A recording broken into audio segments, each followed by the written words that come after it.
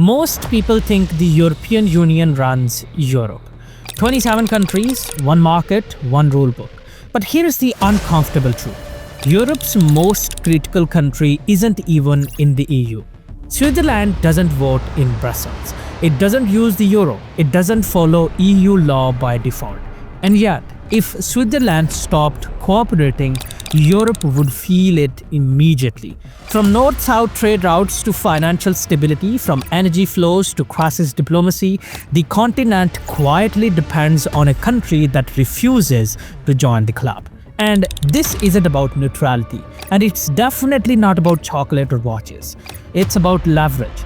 In this video, you'll see how Switzerland became Europe's unavoidable middleman, why the EU enforces rules on Switzerland without ruling it, and the strategic reason Switzerland can say no while Europe can't. And by the end, you'll understand why Switzerland isn't outside the European system, it's holding it together. Let's begin.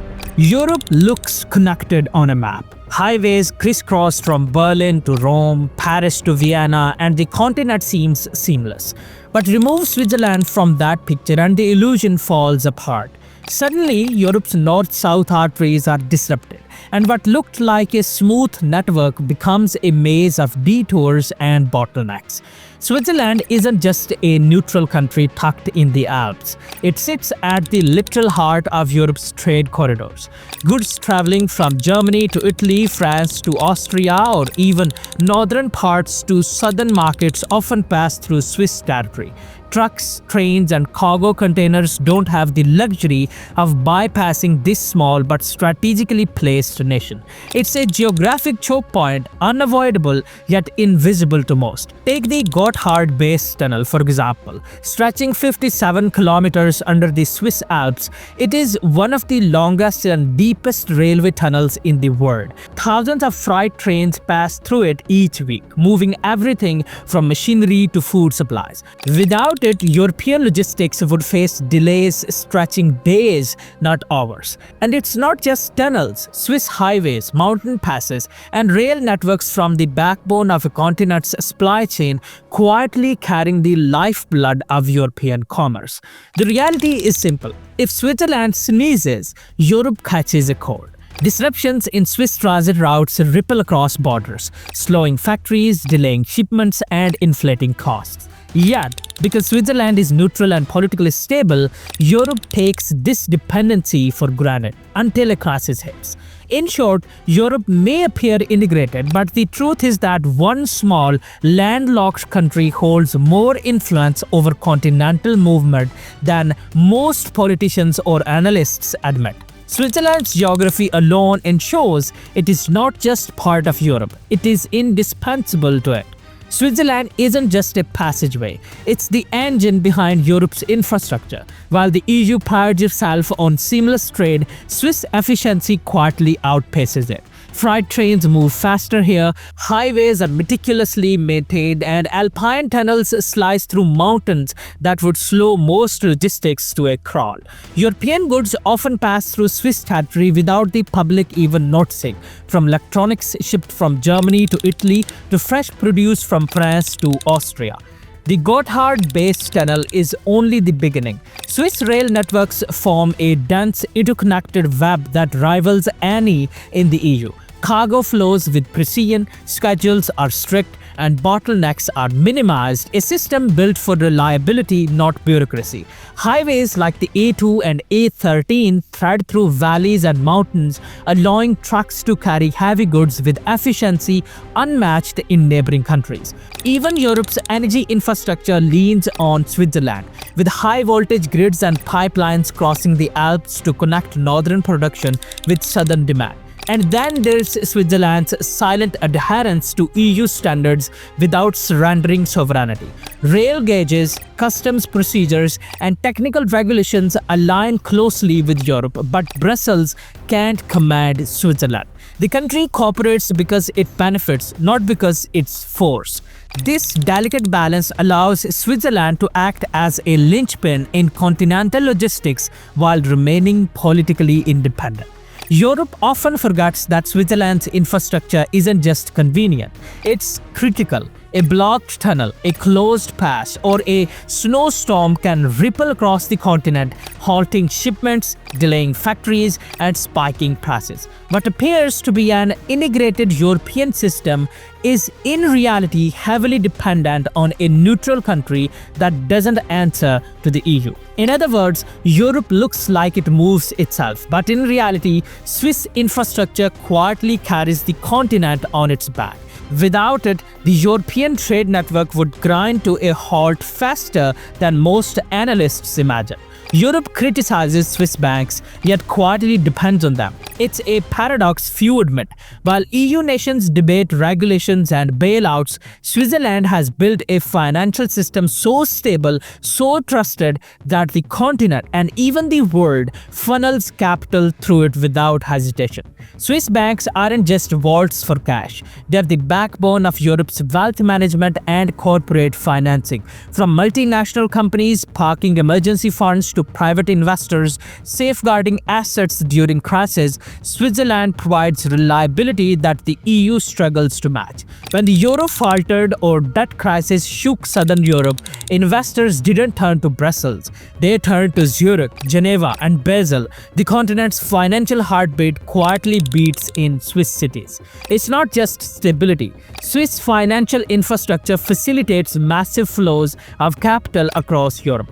Payments, foreign transactions, and investment deals often ride through Swiss banks and clearing systems. Even energy trading and commodity markets rely on Swiss institutions to keep Europe's economy running smoothly. And yet, despite this enormous influence, Switzerland refuses to fully integrate with the EU financial system. It negotiates alliances selectively and preserves sovereignty, all while Europe benefits from its stability.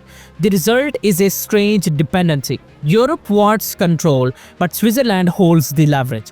Brussels can pressure, negotiate, or even threaten sanctions, but it can't replace the trust, speed, and discretion that Swiss banks provide. Without Switzerland's financial backbone, EU economies would face delays, increased risks, and higher costs. In short, Europe criticizes Switzerland while depending on it. It's a reminder that power isn't always about voting rights or treaties. Sometimes it's about being indispensable, and in the realm of money, Switzerland is Europe's invisible giant. Neutrality is often misunderstood as passivity. In Switzerland's case, it's the ultimate form of leverage. By refusing to take sides, Switzerland doesn't just survive. It quietly shapes European outcomes. Its neutral stance allows it to trade with everyone, host diplomacy, and maintain stability in ways EU countries cannot.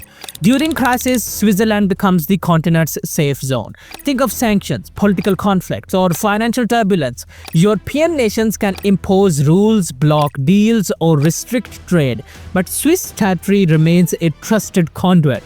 Banks continue to operate, logistics continue to flow, and energy grids stay connected. Its neutrality ensures that Europe can't fully replace or bypass it. Switzerland also hosts institutions that the EU relies on indirectly. International arbitration, humanitarian operations, and peace negotiations often pass through Geneva or Basel. These quiet functions prevent regional conflicts from escalating and keep Europe's political and economic systems stable. No treaty binds Switzerland to the EU, yet its policies stabilize the continent by default. The clever part, Switzerland's neutrality is profitable. By staying out of political squabbles, it remains attractive for investment, trade, and diplomacy. Countries dependent on Swiss infrastructure, banking, and logistics tolerate its independence because they have no alternative. The Swiss aren't powerless. They're in control precisely because they don't assert overt power. In essence, Switzerland wields influence without needing a vote in Brussels. Its neutrality isn't just a historical quirk, it's a strategic tool. Europe might set the rules for trade and regulation, but Switzerland decides how smoothly those rules are executed. In this delicate balance, Europe depends on Swiss neutrality more than Switzerland depends on the EU. Switzerland's independence isn't accidental, it's carefully maintained, and it works. While the EU integrates member states under common rules, Switzerland opts for selective engagement. It negotiates bilateral agreements, adopts standards when convenient, and preserves full sovereignty when it matters most. In other words, it gets the benefits of Europe without surrendering control. Direct democracy plays a huge role. Swiss citizens vote on key policies, budgets, and international agreements, giving the country flexibility that the EU bureaucracy simply can't match. Brussels debates for years. Switzerland decides quickly. Taxes, banking regulations, and trade policies remain under Swiss control, allowing nimble adaptation to global changes. Economically, the choice is smart. Switzerland's strategic location, infrastructure, and financial system already make it indispensable to Europe. The EU needs Swiss tunnels, roads, and banks far more than Switzerland needs Brussels' directives. This gives Switzerland leverage few nations ever enjoy. It can negotiate on its terms while Europe remains independent. And the benefits aren't just financial or logistical. Politically, neutrality shields Switzerland from crises that hit EU members. Wars, sanctions, and conflicts ripple through Europe, but Switzerland often remains insulated. Its independent stance also makes it a trusted mediator, hosting diplomacy and arbitration that the EU relies on indirectly. The paradox is striking.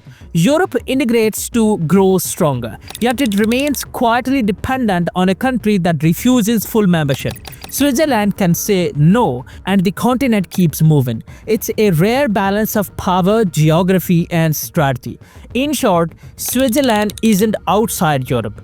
It's at the center, controlling what flows through the continent while remaining free of its rules. Europe may seem unified, but this small alpine nation proves that sometimes independence is the ultimate form of influence. Thanks for watching, mate, and a bundle of thanks for hitting the subscribe button.